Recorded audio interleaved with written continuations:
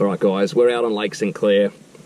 I am going to show you one of my favourite lures to throw. It is a jig spinner, little combo here. So I've got a size 3 TT Jig Spinner. I've got it rigged up on a 2.5 inch Slim Swims in watermelon red with a 1/4 ounce Demons size 1 jig head. I've got 8 pound Platypus Stealth FC leader, and I'm running 8 pound bionic braid. So we're just going to work this deeper rock wall. There's been a few fish sitting off here, but I'll show you exactly how to use it and how to catch some fish on it.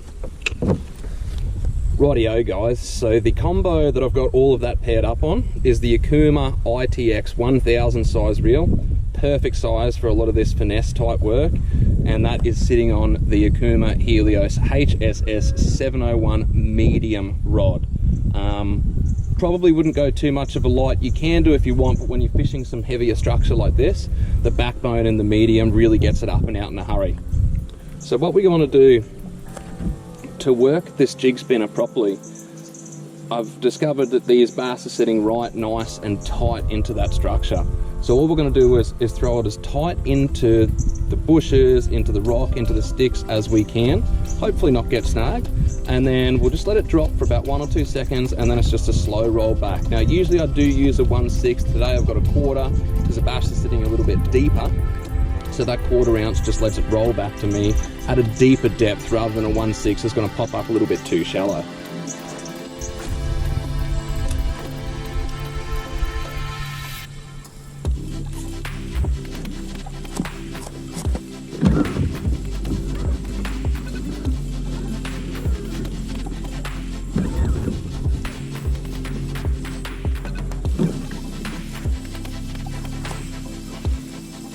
A bit of grief, this guy. Bit of grief. Oh, he's dark, he's been sitting in there. One way to tell, guys, where a bass has been sitting, even though you've just cast it in there, some little reassurance to know exactly where they're sitting where you've casted. See how dark he is? That means he's been sitting right up and under that cover because he's darkened right up. A lot of the bass you'll catch off flats and stuff and more open are lighter. They just change their cover to blend in with the surroundings. So this guy was like, he was right up and under there. Same if you're fishing weed. If you're fishing really weedy edges, you'll know that that bass is like sitting right up in the weed, and he's come out of the weed, smacked your bait, and come back in. So yeah, just a little tip, guys, to keep track of exactly where that bass has been sitting. Gives you a bit of an insight as to into maybe where the rest of them are sitting.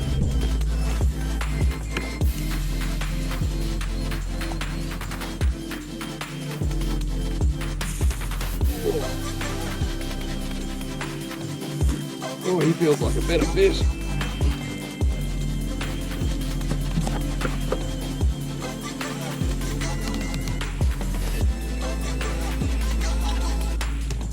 Yeah, he's a better bass. That's a better fish. That's a better one.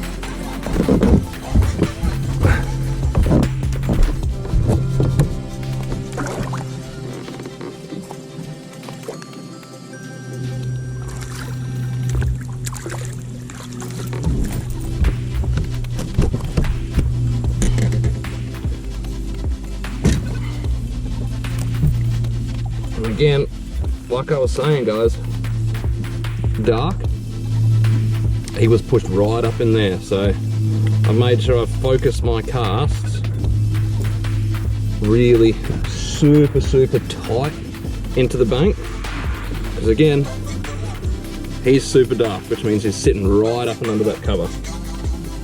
Just got to listen to what the lake's telling you, what the fish are telling you. Well, I've just hit a snag, so don't get too disheartened if you do get snagged up a lot or a little bit. All that means is that you're putting that cast in the perfect spot where the bass are actually going to sit. pretty much if you're not getting snagged at the structure that you're casting at, you probably need to be putting it in a little bit more of the danger zone, because that's where those bass are going to be hiding out under all of that structure, in all of the weed and sticks and the rocks and everything. They're going to tuck themselves right in there. So, like I said, if you get snagged, it just means that you know that you're casting in the right areas.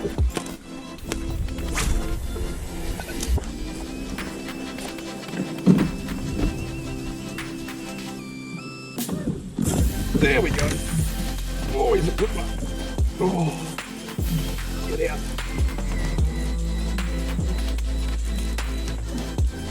Oh, he's got weight to him, this one too.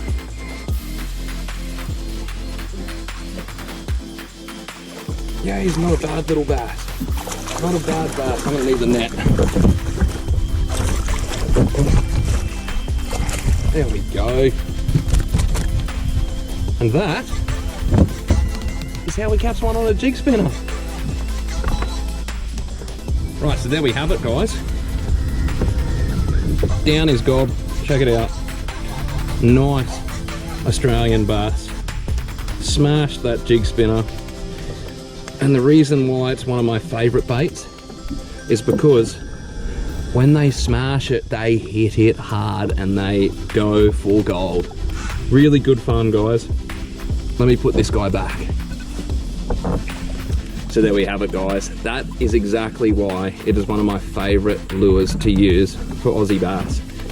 Tackle Tactics jig spinner, again on the TT Demons jig head, 1/4 ounce this time, 1/6 or 1/4, usually are my go-tos, with a 2.5 inch slim swims and watermelon red. Doesn't matter what colour, you just got to work that out in the day. Today I've got watermelon red. I've also caught them on bloodworm and stuff yesterday as well. But that is exactly why it is my favourite lure. They don't muck around. When they smack it, and they go hard. So if you want any information on the gear that I've used today, guys, make sure you jump in the description box below. I will post the links on exactly what gear I've used and where to get it and where to check it out and have a look. So I've got the ITX Okuma 1000 size reel sitting on the Okuma Helios HSS 701. That's a tongue twister. With 8 pound and 8 pound Stealth FC leader, bionic braid, jig spinner combo that we went through before.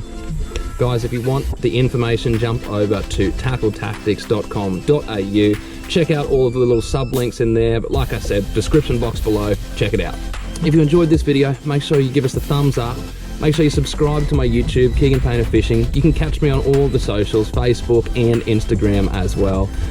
If you want to check out more tips and tricks on how to catch bass, then shoot me a follow, shoot me a like, subscribe, wherever you are, follow me, Keeghan Painter Fishing. See you guys.